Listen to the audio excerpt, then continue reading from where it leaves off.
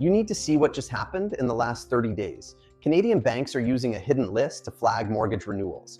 And I know this because in the last 2 weeks alone, I've personally spoken to 7 Ontario homeowners who got renewal letters. 2 of them were denied, despite perfect payment history.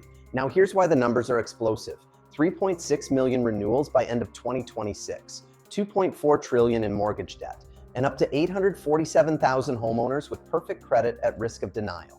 This could be the biggest lending crisis since 2008. And for many Canadians, the point of no return may already be behind us.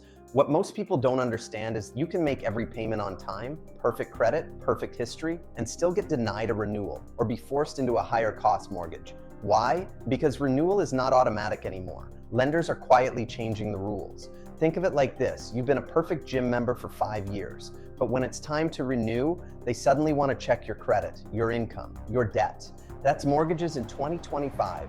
This wave hits hardest in Hamilton, Burlington, and Niagara, where prices surged during the pandemic, and 5-year fixed rates from 2020 are now resetting at double. 6 million active mortgages in Canada. Bank of Canada confirms it, 60% renew in the next 14 months. That's 3.6 million people. Most still think renewal is guaranteed. It's not. Lenders are now rechecking income, debt ratios, and credit, even if you've never missed a payment. If you wait until your renewal letter arrives in the mail, it may already be too late.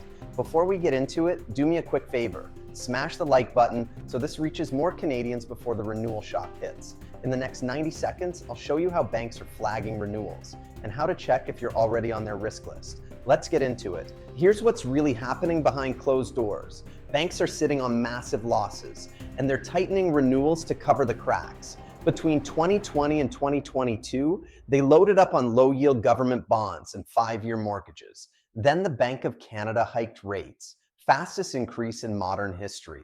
Now those assets are worth less. The losses are real. According to the Bank of Canada, Canadian banks are sitting on billions in unrealized losses from bond exposure and rate mismatches.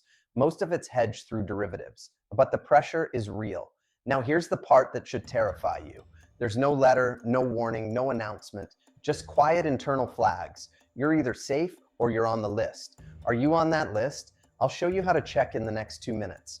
To avoid panic, regulators changed the rules. Banks can now borrow against unrealized losses, just to keep functioning. At the same time, commercial real estate is under pressure. Vacancies are rising, values are falling, and mid-sized banks are the most exposed. What does that mean for you?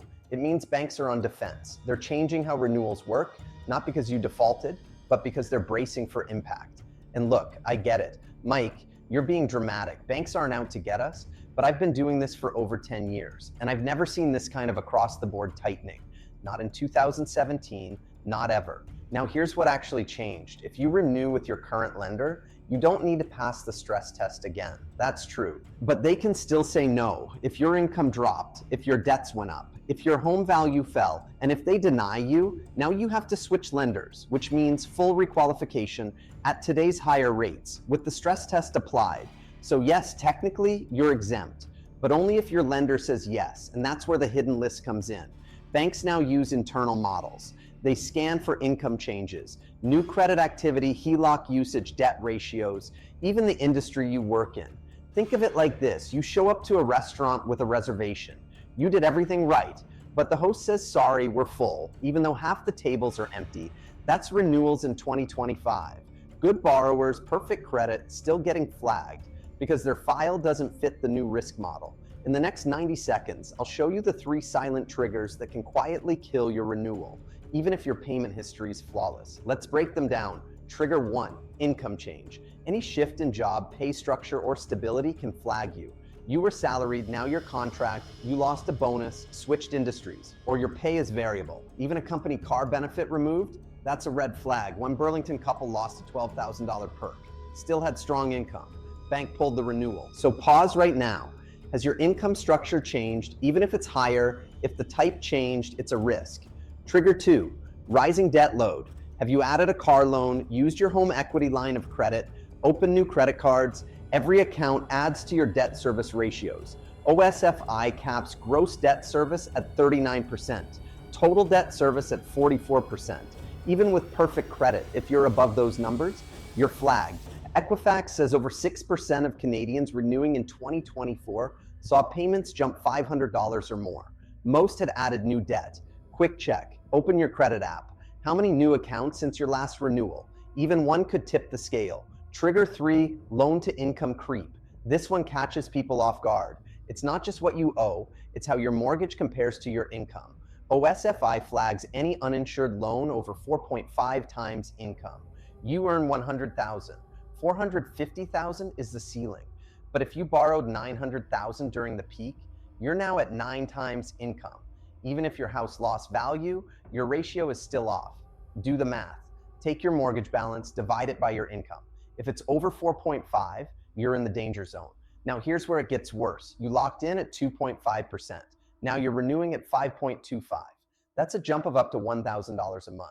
And that's not a forecast, it's already happening. According to Rates by Data, borrowers in Hamilton and Oakville are seeing payment shocks of $900 to $1,100 per month, and banks don't care that you were perfect. Now you might be thinking, Mike, I'll just switch lenders. That's where they've got you. If your ratios are off, if your file gets flagged, most lenders won't take you. Even if you technically qualify, you're stuck. With private lending at 8 to 10%, no flexibility, that's the cost of not getting ahead of this. And look, I'm not trying to scare you. I hate fear-based marketing, but I also hate watching families lose control of their options. Last week, I had a Hamilton client. Flawless credit, steady job, strong income. Their bank said no. We scrambled, found a B lender. But their new payment, $850 more. If they called 3 months earlier, we could have fixed it.